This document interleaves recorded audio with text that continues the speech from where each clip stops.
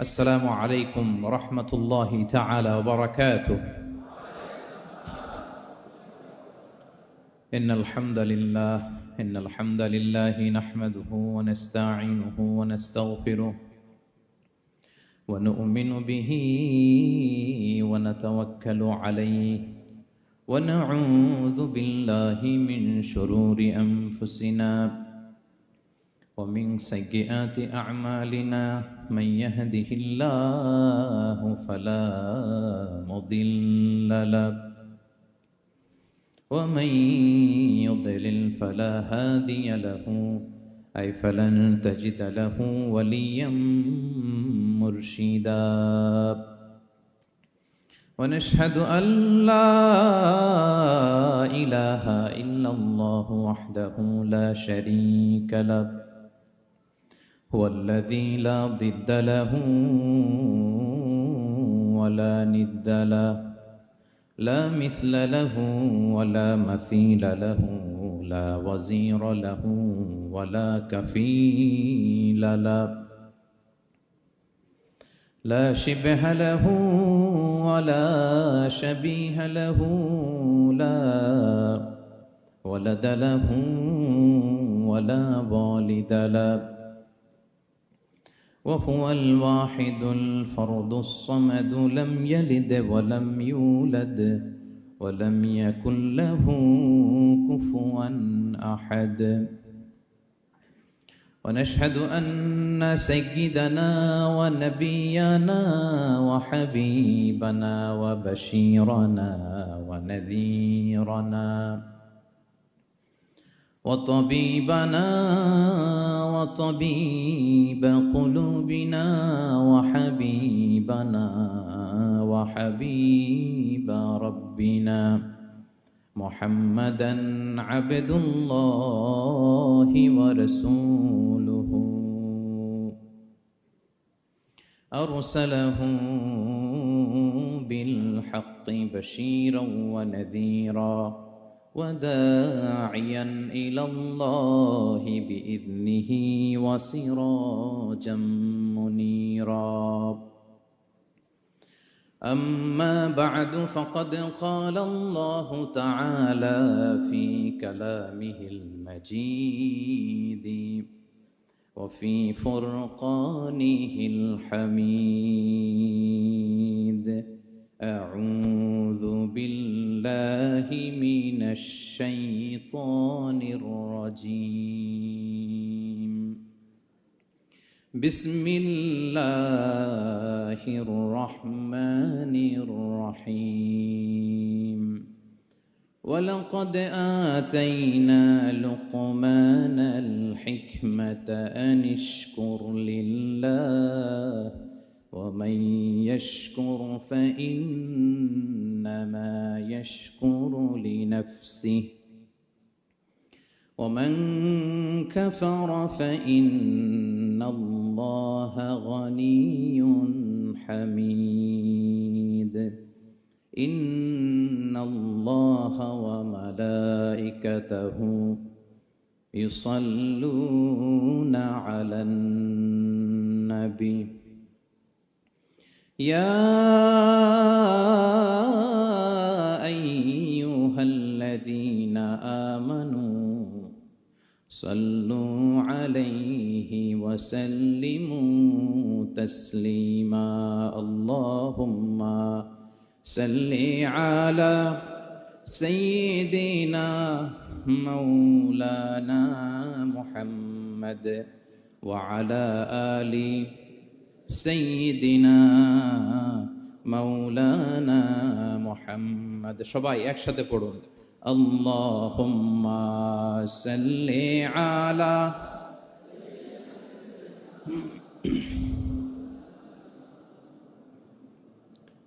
وعلى آل سيدنا مولانا محمد. মন আমার কাঁদে রে দিল আমার কাঁদে রে যেতে সোনার মদিনায়। পড়েন সবাই। মন আমার কাঁদে রে দিল আমার কাঁদে রে যেতে সোনার মদিনায়। ওই মদিনার পথের ধুলি, ওই মদিনার পথের ধুলি জুড়াই মনোবেদনা। আল্লাহুম্মা সাল্লি আলা সাইয়্যিদিনা মাওলানা মুহাম্মদ ওয়া আলা আলি সাইয়্যিদিনা মাওলানা মুহাম্মদ। কত ব্যথা কত জ্বালা সয়েছ যে তুমি, তোমারি খুনে লাল তায়েফের ভূমি। ফেরেশতা এসে চায় ধ্বংসের হুকুম, লোহু মাখা মুহাম্মদ প্রাণেতে হাসরাত। হে আল্লাহ দয়া করো এ তায়েফবাসী, ওরা চিনেনি তো আমি যে মুহাম্মদ, হৃদয়ে মুহাম্মদ। আল্লাহুম্মা সাল্লি আলা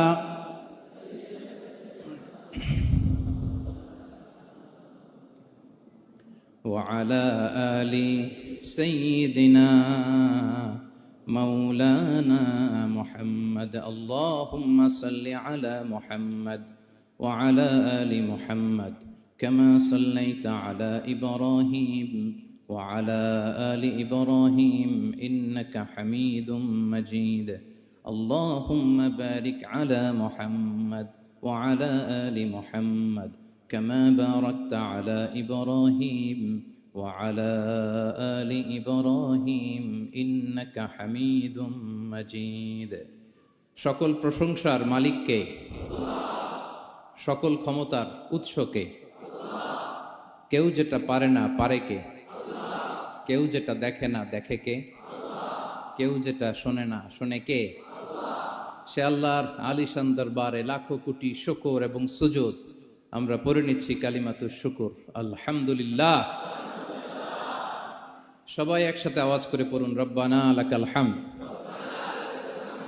হামদান কাসীরান তাইয়িবান মুবারাকান ফীহি ইয়া রাব্বি লাকাল হামদু কামা ইয়ানবাগি লিজালালি ওয়াজহিকা ওয়া আযীমি সুলতানিকা।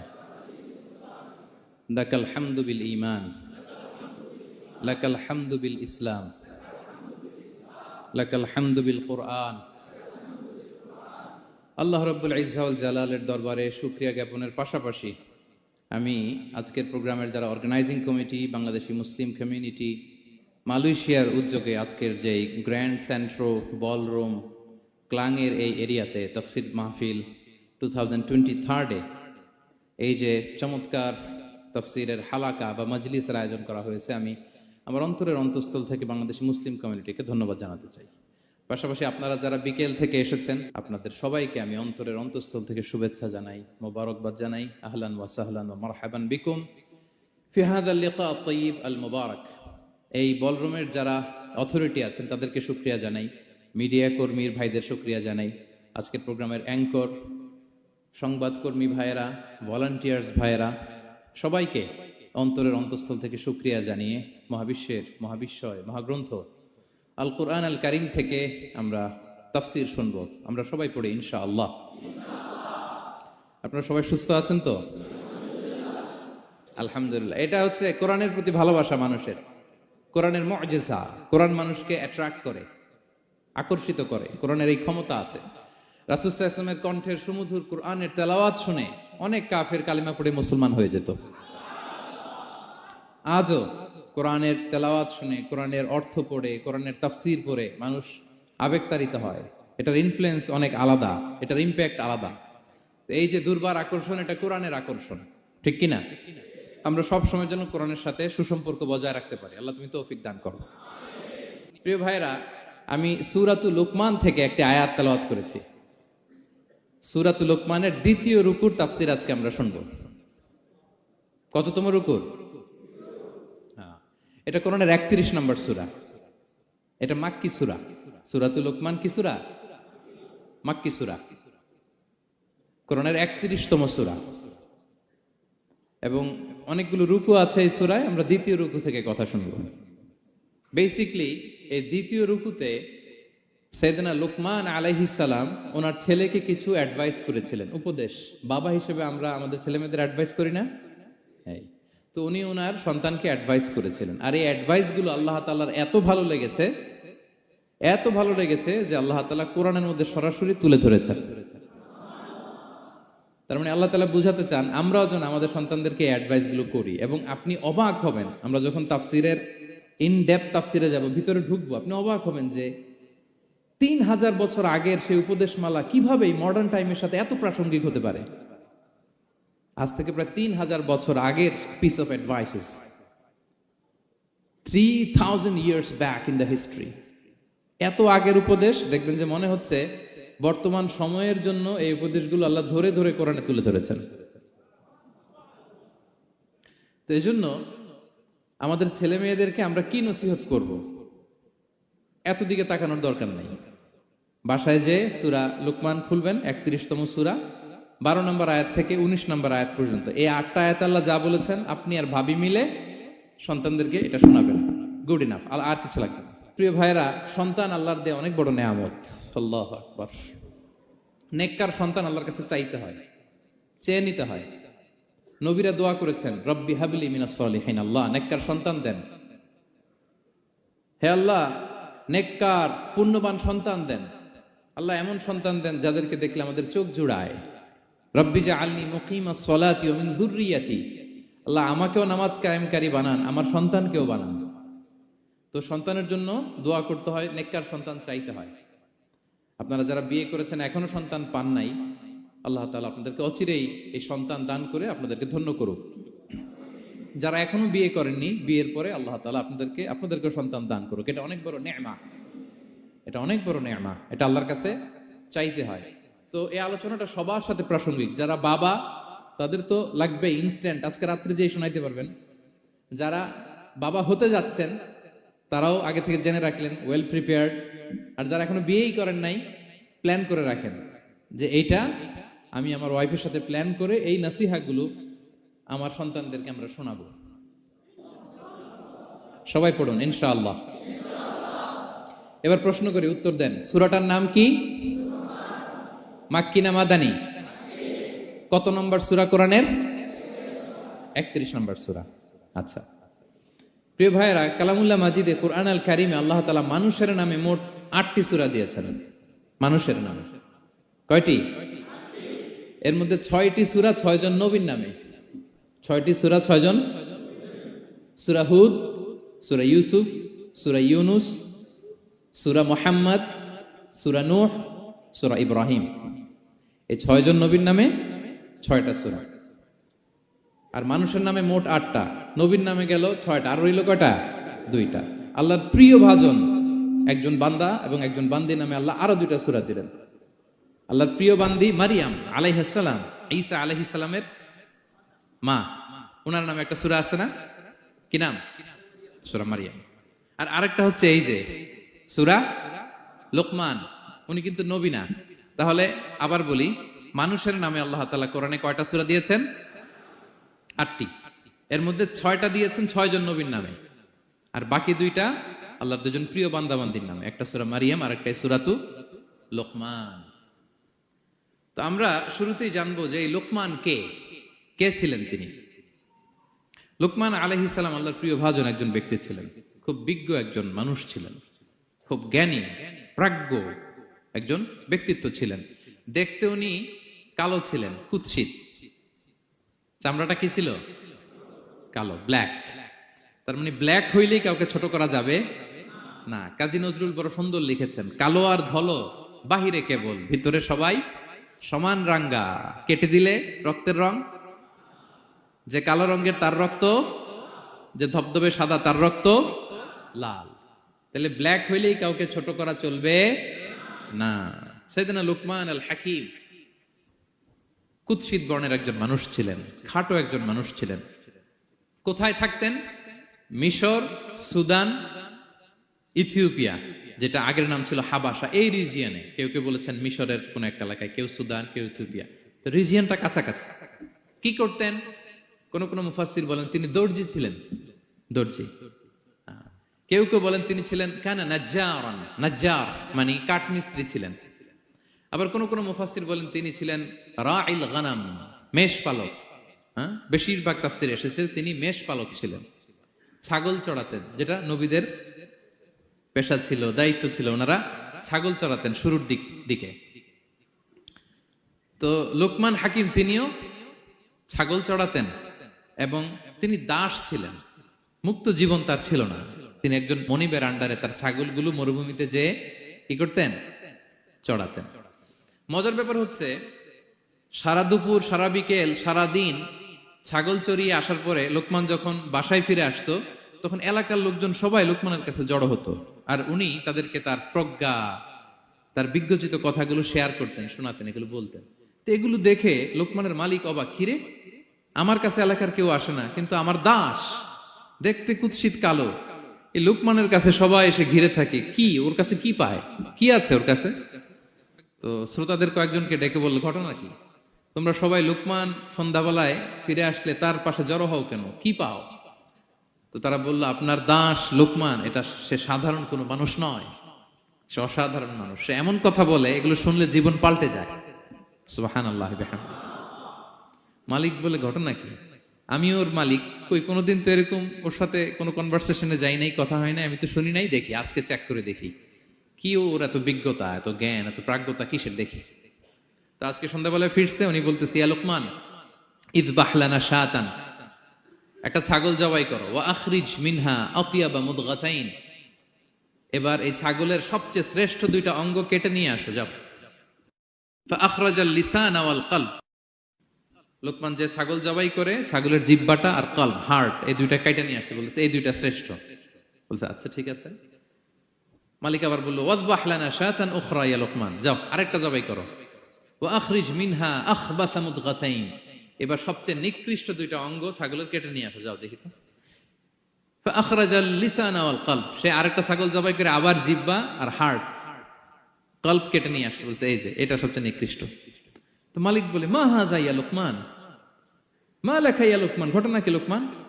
শ্রেষ্ঠ দুটো অঙ্গ কাটতে বললাম, জিহ্বার কলিজা হৃদয় কেটে নিয়ে আসলা, বললাম সবচেয়ে নিকৃষ্ট দুটো অঙ্গ কাটো, আবার জিহ্বার এটা কেটে নিয়ে আসলা। তো লোকমান বলতেছে, জিহ্বা আর হৃদয় যদি শ্রেষ্ঠ হয়, কলব যদি শ্রেষ্ঠ হয়, এর চেয়ে শ্রেষ্ঠ অঙ্গ আর হতে পারে না। আর জিহ্বা আর কলব যদি খারাপ হয়, মানুষের মুখ আর হৃদয় যদি খারাপ হয়, এর চেয়ে নিকৃষ্ট অঙ্গ আর হতে পারে না। সে তো অবাক, তাই তো? সে চিন্তা করে দেখে, তাই তো, এই মুখ দিয়ে মানুষ ভালো কথা বলে, সত্যের পায়গাম পৌঁছায়, মানুষের কল্যাণের জন্য ডাকে, জিকির করে, তাসবিহ পড়ে, কোরআন তেলাওয়াত করে, তখন তো এই জিহ্বা শ্রেষ্ঠ। আবার এই জিহ্বা দিয়ে যখন সে সমালোচনা করে, গীবত করে, শেখায়াত করে, অন্যকে গালি দেয়, কটু কথা বলে, তখন তো এই জিহ্বাটাই নিকৃষ্ট, ঠিক কিনা? আবার এই হৃদয় দিয়ে, এখানে সিনায় যখন আল্লাহর জিকির বসায়, এই হৃদয় দিয়ে মানুষের কল্যাণের কথা চিন্তা করে, সত্যের কথা চিন্তা করে, তখন তো এটা সবচেয়ে ভালো। আবার এই হৃদয়ে যদি অন্যের ব্যাপারে হিংসা পুষে রাখে, এই হৃদয়ে যদি সে নিজের ব্যাপারে হাই স্টিম, অহংকার পুষে রাখে, তাইলে হৃদয়ের চেয়ে খারাপ অঙ্গার হতে পারে? মালিক অবাক হয়ে গেল, বলতেছে, তাই তো লোকমান, আসলেই তুমি অনেক প্রাজ্ঞ, অনেক বিজ্ঞ, যাও, তোমাকে আমি আর এই বন্দিত্বের মধ্যে আটকে রাখতে চাই না, তোমাকে আমি এই ভালো কথাগুলো গণমানুষের কাছে পৌঁছে দেওয়ার জন্য আজ থেকে তোমাকে লোকমান আমি আজাদ করে দিলাম। মুক্ত জীবন পেয়ে মুক্ত বিহঙ্গের মতো তিনি উড়ে বেড়াতে লাগলেন, আর মানুষের কাছে তার এই প্রাজ্ঞ বিজ্ঞচিত কথাগুলো তিনি ছড়াতে লাগলেন। তো তিনি তার সন্তানকে ডেকে বলেছিলেন, কিছু উপদেশ দিয়েছিলেন ডেকে, যে বাবা এটা করো, এটা করো, এটা করো, এটা করো না। এই তার সন্তানকে এই উপদেশগুলো তিনি যে দিলেন, আল্লাহ তাআলার কাছে এত ভালো লেগেছে, এতই চমৎকার এবং পারফেক্ট মনে হয়েছে, আল্লাহ তাআলা কিয়ামত পর্যন্ত গোটা বিশ্বের সব বাবারা, মায়েরা যেন তাদের সন্তানদেরকে এই উপদেশ দিতে পারে, হুবহু লিটারালি ওই কথাগুলো আল্লাহ তাআলা কোরআনের মধ্যে তুলে দিয়েছেন। আজকের সূরা লোকমানের দ্বিতীয় রুকুতে মূলত এই তাফসীরটাই আপনাদেরকে শোনাবো। তো কোন প্লট, কোন স্লট আজকে আলোচনা হবে, সবার কাছে ক্লিয়ার? হ্যাঁ, আগ্রহ জাগছে, জানার ব্যাপারে আগ্রহ জাগছে? আচ্ছা, আসুন আমরা মহাবিশ্বের মহাগ্রন্থ আল কুরআন আল কারীম থেকে সরাসরি আলোচনা শুরু করি। আমরা আউযু বিল্লাহ দিয়ে শুরু করি, সবাই পড়ুন। আউযু বিল্লাহি মিনাশ শাইতানির রাজীম। বিসমিল্লাহির রহমানির রহিম। ولقد آتينا لقمان الحكمة أن اشكر لله ومن يشكر فإنما يشكر لنفسه ومن كفر فإن الله غني حميد। সুবহান আল্লাহ পড়েন। আল্লাহ তাআলা বলছেন ওয়ালাকাদ আতাইনা লুকমানাল হিকমা, আমি লোকমানকে হিকমত দিয়েছি, প্রজ্ঞা দিয়েছি, আর বলেছি আনিশকুর লিল্লাহ, লোকমান আল্লাহ শুকরিয়া করো। ওমান ইয়াশকুর ফাইন্নামা ইয়াশকুরু লিনাফসি, যে আল্লাহ শুকরিয়া করে সে তার নিজের জন্যই করে, এটা নিজের জন্যই ভালো।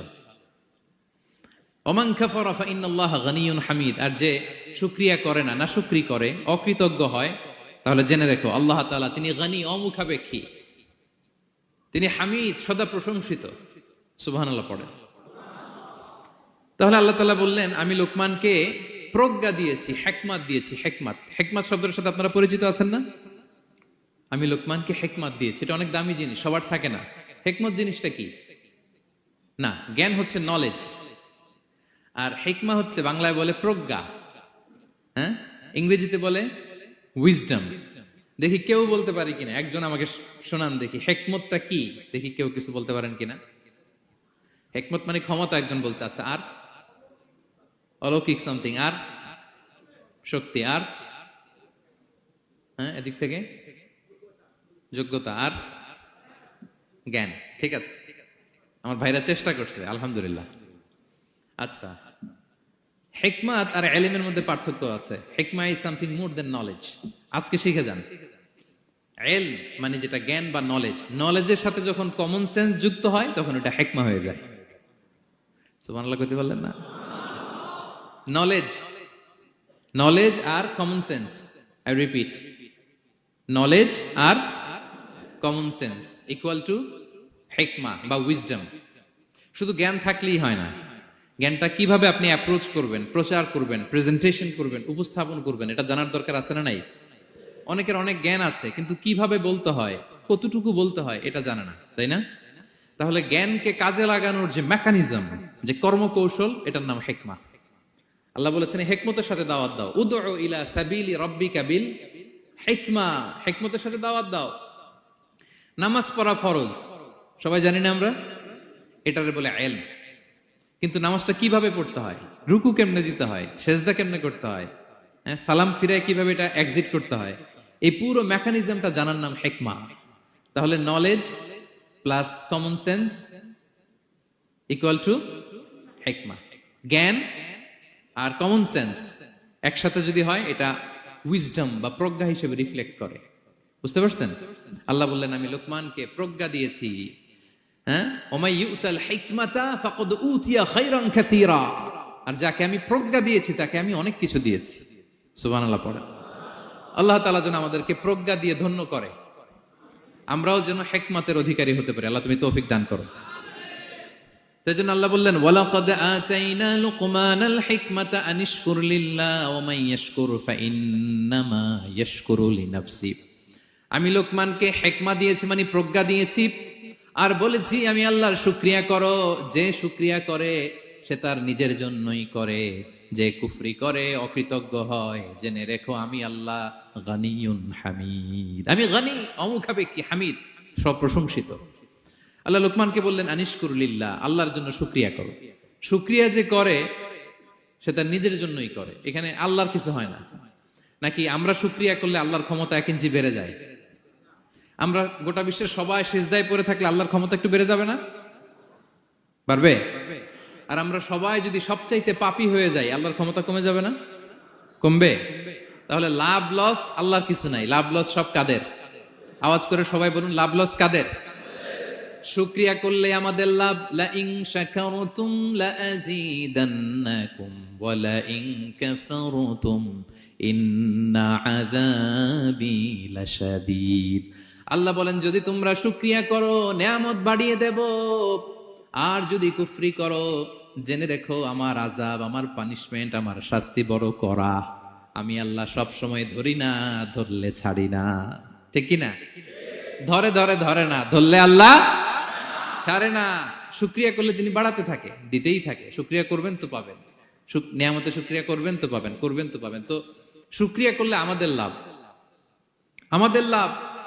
হাদিসে কুদসিতে আল্লাহ বলেছেন, এই বানি আদম সবাই মিলে, আলা আতকা কলবি রাজুলিন ওয়াহিদ, তোমরা যদি সবাই সবচেয়ে মুত্তাকি হয়ে যাও, ইবাদতে লুটিয়ে পড়ো সবাই, আমার কিচ্ছু পারবে না। আর তোমরা সবাই যদি আফজারি কলবি রাজুল ওয়াহিদ, সবচেয়ে নিকৃষ্ট আত্মার মানুষ হও, পাপাচারে ডুবে যাও, আমি আল্লাহর ক্ষমতার 1 ইঞ্চিও কমবে না। তাহলে শুকরিয়া করলে কাদের লাভ?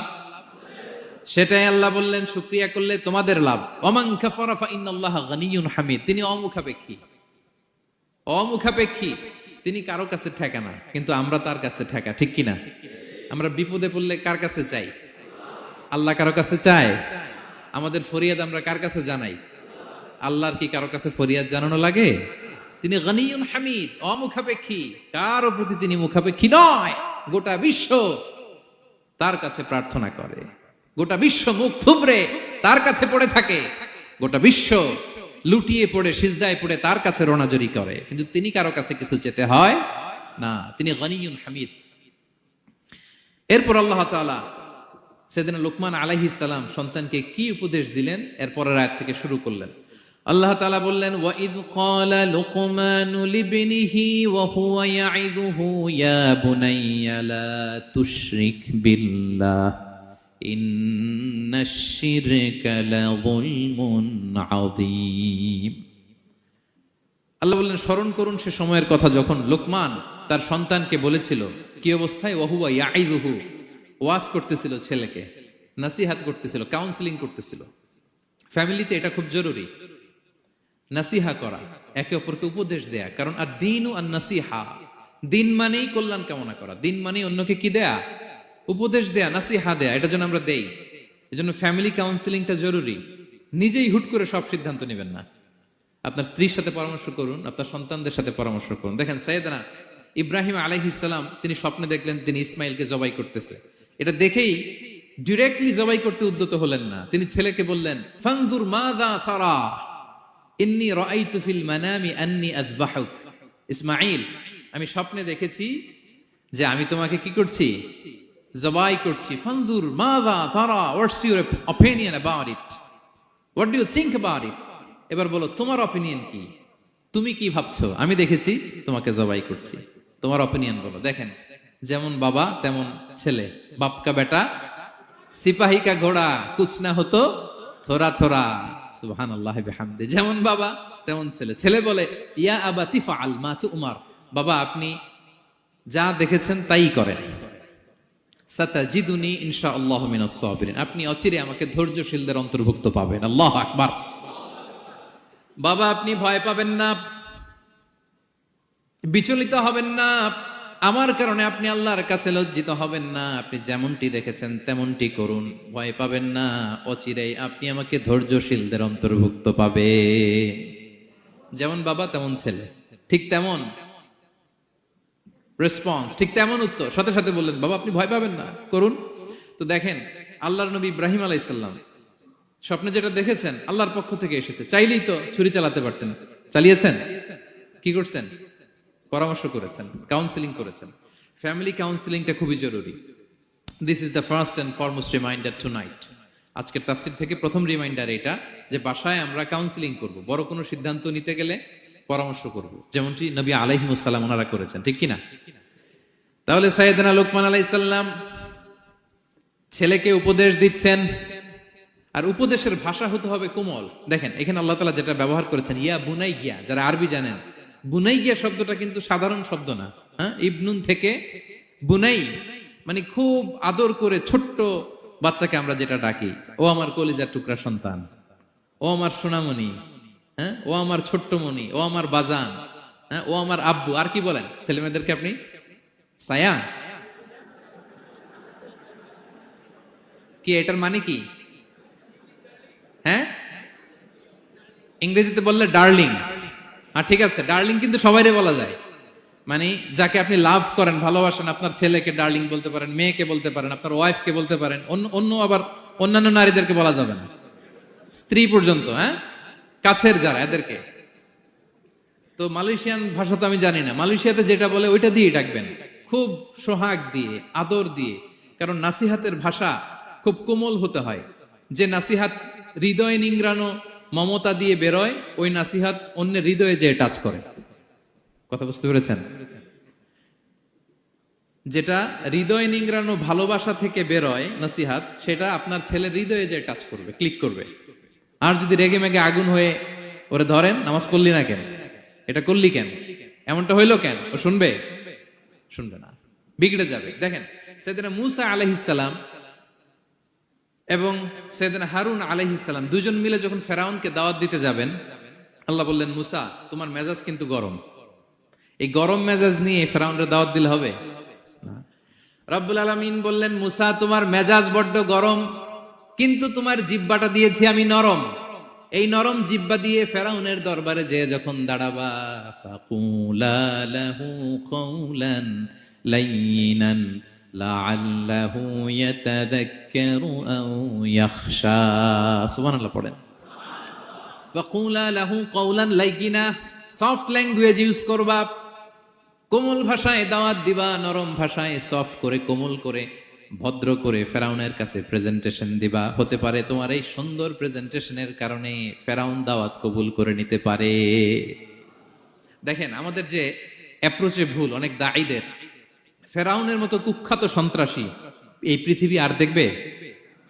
কথা বলেন না কেন? ফেরাউনের চাইতে বড় গডফাদার, ফেরাউনের চাইতে বড় সন্ত্রাস ডাকাত এই পৃথিবীতে আর দ্বিতীয়টা কেউ এসেছে? তো এই ফেরাউনকে দাওয়াত দেওয়ার জন্য আল্লাহ মুসাকে বললেন, মুসা সফটলি বইল, কোমল ভাষায় বইল, একটু মোলায়েম সুরে বইল, যাতে ওর হৃদয়ে টাচ করে। আর আমরা যাদেরকে খারাপ মনে করি, যাদেরকে আমরা পাপী মনে করি, তারা কি ফেরাউনের চেয়েও খারাপ? হ্যাঁ, তো তাদের কাছে আমরা যখন বার্তা পৌঁছাই, আমরা তো অ্যাগ্রেসিভ হই কেন, আমরা তো অ্যাটাকিং হই কেন, আমরা হিট করে করে কথা বলি কেন? না, দিস ইজ নট দ্য দাওয়া অ্যাপ্রোচ। এইভাবে দাওয়াত দিলে সেই দাওয়াত কোনো ফল বয়ে আনবে না। তো দেখেন আল্লাহ বললেন, ওয়াইদ ক্বালা লুকমানু লিবনিহি ওয়া হুয়া ইয়াইদু, স্মরণ করুন সে সময়ের কথা যখন লোকমান তার ছেলেকে বলেছিল, ওয়াজ করে, উপদেশ দিয়ে, নাসিহা করে, ইয়া বুনাইয়া, ও আমার কলিজার টুকরা সন্তান, ও আমার সোনামণি। যত কোমল ভাষায় আপনার ছেলেকে ডাকতে পারেন, এরকম আদর দিয়ে, সোহাগ দিয়ে, হ্যাঁ, মায়া মমতা মাখা মোলায়েম কণ্ঠে ওকে ডাকবেন। ডেকে কি উপদেশ দিলেন দেখেন। সাইয়েদনা লোকমান প্রথম উপদেশ দিলেন, ইয়া বুনাইয়া, আমার সন্তান, লা তুশরিক বিল্লাহ, ও আমার কলিজার টুকরা বাবা, আল্লাহর সাথে তুমি শিরক করো না। প্রথম উপদেশ, খবরদার আমার কলিজার টুকরা সন্তান, আল্লাহর সাথে শরীক করতে যেও না, আল্লাহর সমকক্ষ কাউকে মনে করো না। আল্লাহকে যেমনি বড় মনে করো, আল্লাহকে যেমনি রিজিক দাতা মনে করো, আল্লাহকে যেমনি পালন কর্তা মনে করো, গোটা বিশ্বের কোন সৃষ্টিকে এমন মনে করো না।